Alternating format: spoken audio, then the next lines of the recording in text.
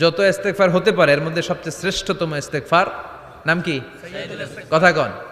বুখারীর বর্ণনা, শাদ্দাদ ইবনে আউস রাদিয়াল্লাহু তাআলা আনহু বর্ণনা করেন, এই সাইয়্যিদুল ইস্তেগফার দিনের বেলা যে পড়বে ওই দিনে মারা গেলে সে জান্নাতি। এই সাইয়্যিদুল ইস্তেগফার রাতের বেলা যে পড়বে ওই রাতে যদি ইন্তেকাল হয় ওই লোকটা জান্নাতি। মুখস্থ আছে না? কার কার মুখস্থ হাত তুলেন। মাশাআল্লাহ, তাবারাকাল্লাহ, মাশাআল্লাহ, মাশাআল্লাহ।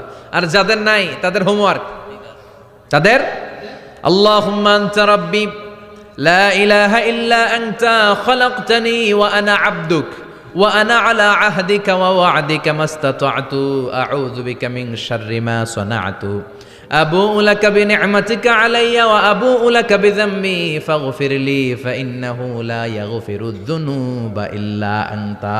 সুবহানাল্লাহ পড়েন। আজকে রাতে পড়ছেন, মারা গেলে জান্নাতি। চিল্লায় পড়েন না আল্লাহু আকবার।